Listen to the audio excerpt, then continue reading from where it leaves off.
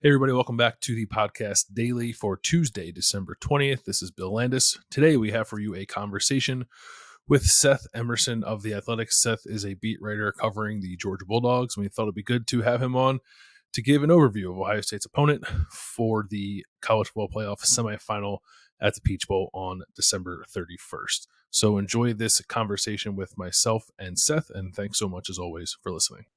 Pleased to welcome to the podcast Seth Emerson. He covers the Georgia Bulldogs for The Athletic, former colleague of mine. Seth, how you doing, man? I'm doing great, Bill.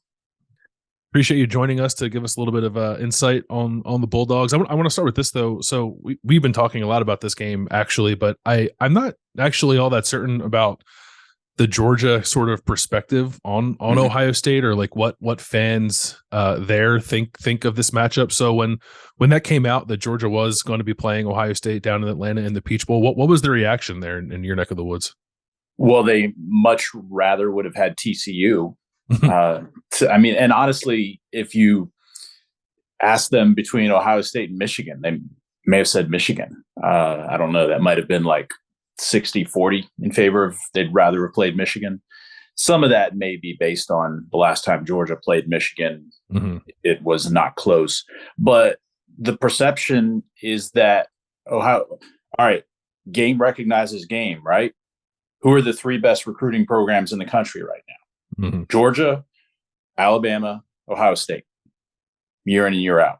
So Georgia fans see that and they say, oh, Ohio State? Yeah, they can hang with us. And so, yeah, I don't know if they fear Ohio State. I don't know if that's the right way to put it, but they definitely, I think, respect them. Is any part of that, you know, the last time Georgia was on the field in the SEC championship, they gave up a fair amount of passing yards? That was like a weird. Ohio State fans are pointing towards that. It's like, oh, LSU threw 500 yards. Like, well, LSU was trailing by 30 for a large chunk of that 10 game. 10 points at the half. Yeah. I mean, they did throw for, it was like 150 or something in the first quarter. That was mostly kind of short passes, almost nothing in the second quarter. And it's 35-10 at the half. And then the second half, Nussmeier, the backup, goes in there. And I think Georgia players were at that point already planning their celebration. LSU was playing a nothing to lose kind of attitude. But I mean, look, in today's college football, Tennessee didn't on Georgia, but anybody can pass on anybody if you can pass the ball well enough. And I think Ohio State can. And it kind of comes back down to whether they can run the ball at all. I have seen teams pass on Georgia. Okay, that happens. Tennessee didn't, but other teams have. I've seen nobody run on Georgia.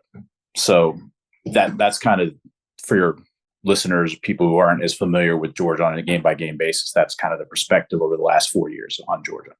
Yeah, well, you look at the numbers and you see that I think 3 of their opponents have only rushed for 100 yards against them, and I think only one had more than 4 yards of carry, and it was Oregon in the opener. Yeah. So it seems like it's pretty difficult to run the ball. Yeah. Teams have been playing from behind, so it's hard to look at like total rushing yards. Mm-hmm. But yeah, the yards per carry, and just I can tell you by feel, there have been like drives, maybe quarters here and there where teams have been able to run the ball in Georgia, but I cannot honestly remember a game in the last 4 years. You may have to go back to the SEC Championship 2019 when LSU had Burrow, but also Clyde Edwards-Helaire, where I remember a team running the ball well on Georgia.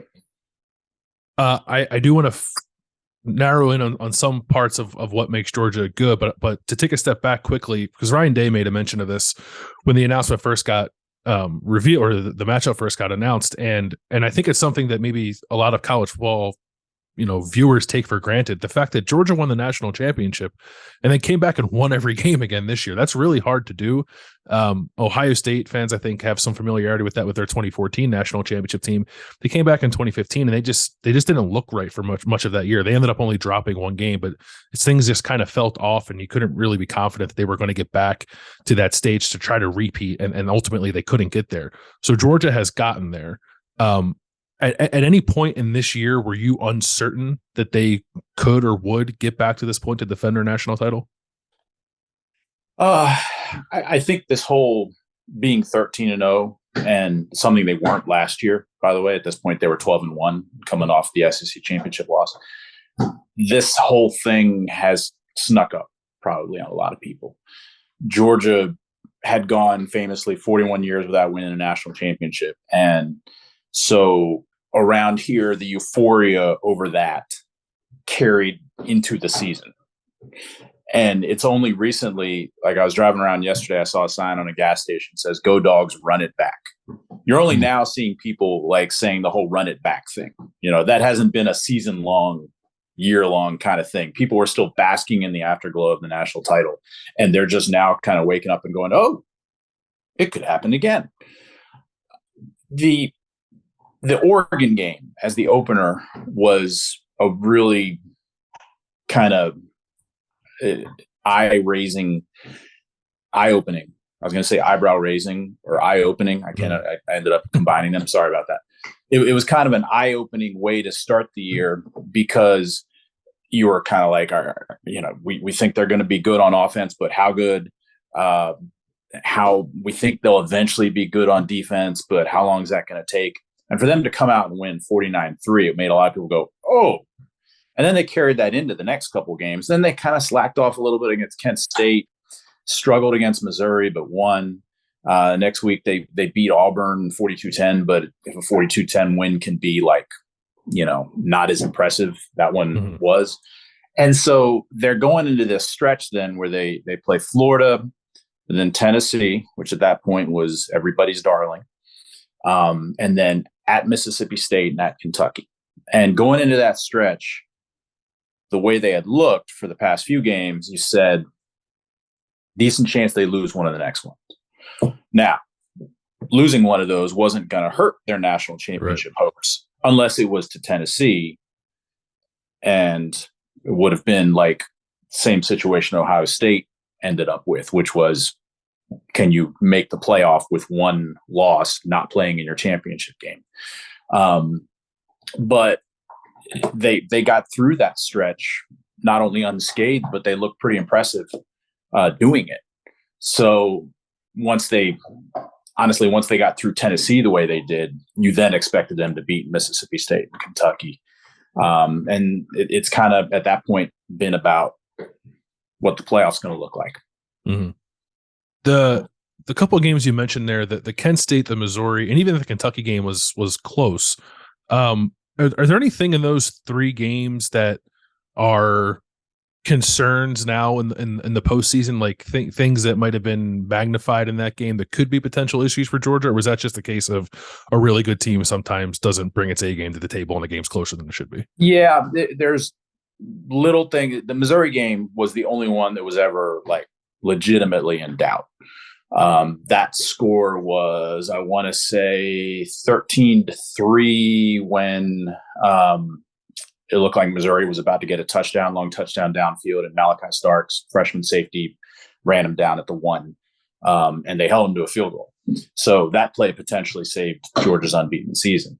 That was a game where Missouri really attacked well. Stetson Bennett was under a lot of pressure, but they came out in the fourth quarter and basically had their way with Missouri and were able to come back off of that. Kentucky game, Georgia had some short yardage problems, including they went for it on 4th and goal from the 1 and didn't get it. If not for red zone / short yardage, that score looks a lot more impressive. And it was cold and windy. That game you just kind of, other than the short yardage stuff, you kind of throw it out. Kent State was turnovers. Like, just Ladd McConkey dropped a punt. Ladd McConkey fumbled after he caught a ball. There was another fumble, I think, by a running back. But Georgia's total yardage, they were still like more than twice them. The only thing you can kind of take out of that is Kent State had some good bubble screens and had some success throwing it to the outside. Maybe Ohio State looks at that and says that's something we're going to try and replicate. But kind of counter to that is that was game 4. Mm-hmm. And so you've now had 9 games for opponents to look at that and say, what did they do? And nobody's been able to replicate it. Right. But they don't have Ohio State's athletes. Ohio State has certainly thrown a lot of bubble screens this year. I think much to the ire of Ohio State fans who'd rather see them throw the ball down the field. Stetson Bennett, how surprised were you that he was a Heisman Trophy finalist? Because I guess if you put the stats side by side, like maybe it doesn't quite add up. But if you watch him, and I've watched a fair amount of him over the last couple days now, that like preparing for this matchup, I find him to be a really exciting quarterback. Like, and I get it if you're someone who voted for him because you actually watched him play and just didn't look at the stats or just didn't say like he's the best quarterback or he's the quarterback on the best team. I think he had a fairly compelling case to be there. So what did you make of that? And then I guess maybe your overview of what you think of Stetson as a player. I've been covering the Stetson Bennett story for 6 years now, and the last 3 years, he's been the source of arguments among Georgia fans, and the blowback to him getting the Heisman invite has had a rallying effect around him among the Georgia fan base that, like, even winning the national championship didn't accomplish. So the Georgia fan base is finally there with Stetson Bennett. Probably a few holdouts, like Japanese soldiers still fighting World War II in 1945. But he's a good quarterback, and it takes people some time to get used to that. But if you see him out there throwing dimes against LSU, if you see him, the key play against Tennessee, the first touchdown to put Georgia ahead was, I believe it was third down.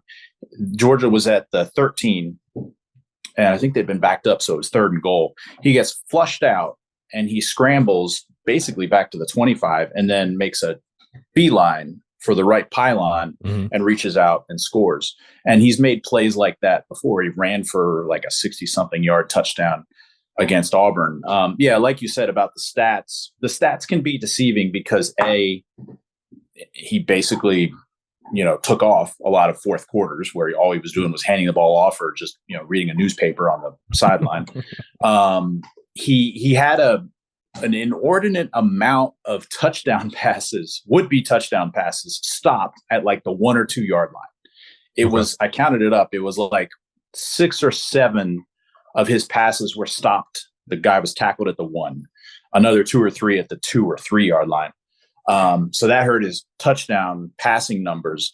But then you also have to include his rushing production. Yeah. And he's not like Michael Vick in the sense of that is the key part of Georgia's attack, but he is a classic extend the play kind of quarterback, and run as kind of a third or fourth resort kind of thing and do it with success. And when he does that as a 6th-year senior and he has a better sense of like, this is when we do it, this when I shouldn't do it, et cetera, it makes him very effective. So we have talked a lot about, and we will probably continue to talk a lot about the 2 tight ends for Georgia, Brock Bowers and Darnell Washington. But I found myself in watching Georgia pretty taken aback by the receivers and just, how good they were at making plays down the field when they were called upon. Maybe things don't flow through them, but they were they appeared to me anyway to be opportunistic and certainly impactful when they needed to be. I guess outside of the tight ends, how would you assess this Georgia offense in terms of its ability to find other ways to beat you? If for whatever reason, I don't think anyone's done it, you can find a way to neutralize Brock Bowers and Darnell Washington. Well, I think the tight ends deservedly get most of the attention because it's unique. Like who does this? I know Iowa a few years ago had 2-3 tight ends that were, a focal point of the offense and did an inordinate amount, but we've never seen here at Georgia and the SEC, really. Florida, when they had Kyle Pitts and a couple other guys, had a few games like that. But Brock Bowers is kind of the smaller, shiftier. He uses his speed. Darnell Washington is the 6'7", 280-pound, basically sixth offensive lineman who can catch passes. But yeah, they don't monopolize them every game. There have been a lot of games it's been the wide receivers. There's been a lot of games it's been the running backs. Kenny McIntosh is someone who very quietly has put up more receiving numbers this year than James Cook did last year, and James Cook's in the NFL now. And a big reason for that was because of his receiving ability. McIntosh can run the ball. Kendall Milton, that may be a name, two names for Ohio State people who may not follow Georgia too closely, but to keep an eye on for the Peach Bowl. Kendall Milton's one of them. He coming into the year, he and Kenny McIntosh were supposed to be 1A, 1B tailbacks. McIntosh has been hurt a lot, or Milton has been hurt a lot, but he's getting back, and he started to explode a little bit in the SEC championship. And another few weeks off could potentially make him more of a weapon. Other name is A.D. Mitchell. If you remember the national championship last year, he caught the 45-yarder to put Georgia ahead for good. And he, coming into this year, George Pickens said that A.D. Mitchell was going to be his heir apparent as Georgia's top receiver and basically next great receiver. Well, Pickens couldn't stay healthy. Mitchell didn't stay healthy this year. He had a high ankle sprain like the first drive of the second game after having a big week against Oregon. And basically just kept trying to return but couldn't. He finally played a substantial amount of snaps in the SEC championship, didn't catch a pass, but he did throw for a 2-point conversion to make it 50. Another few weeks with him having time to heal, he could also be targeted a little more in the Peach Bowl. Then you've got Ladd McConkey, who is banged up with the knee injury, but it sounds like he'll be able to go.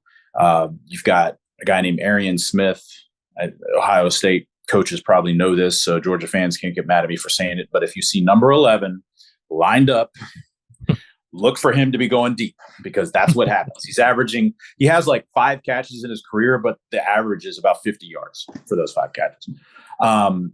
And then they've got a few other guys, Dominic Blaylock, Harris Jackson. They've got a lot of guys that are nice, good receivers, and they're able to shuffle them in and out. And when you've got a good quarterback to make decisions on where to throw them the ball, and when you've got 2 tight ends who often pull a safety away, you get receivers who get single coverage.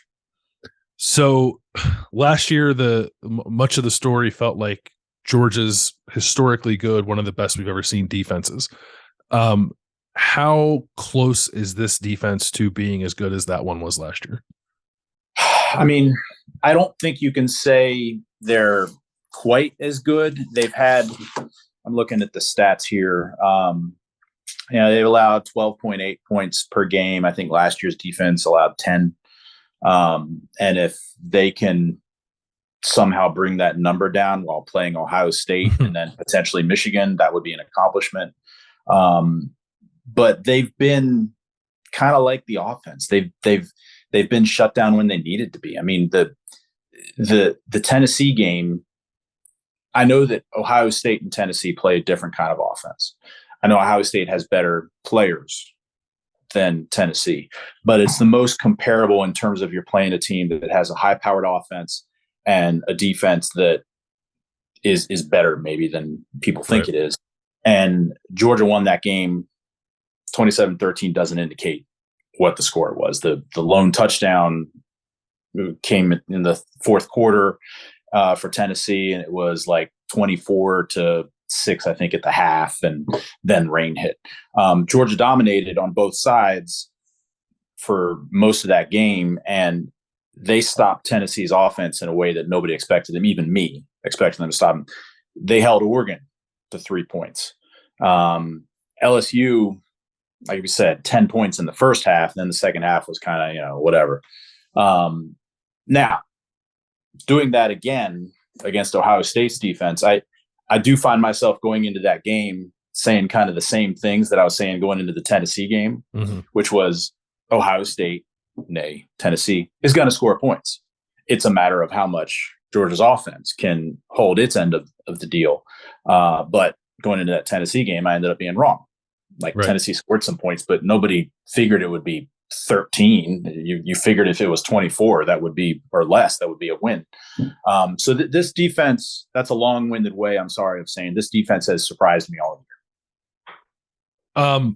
How do they, I guess, how many different ways do they try to use Jalen Carter? He's a all-world kind of player. I suppose you could just stick him in the A gap and let him wreak havoc all day if you wanted to, but did they do more than that with him? They move him around. Jordan Davis last year was a pure nose tackle. Now he played with Jalen Carter, so Carter was not a nose tackle last year. They move him.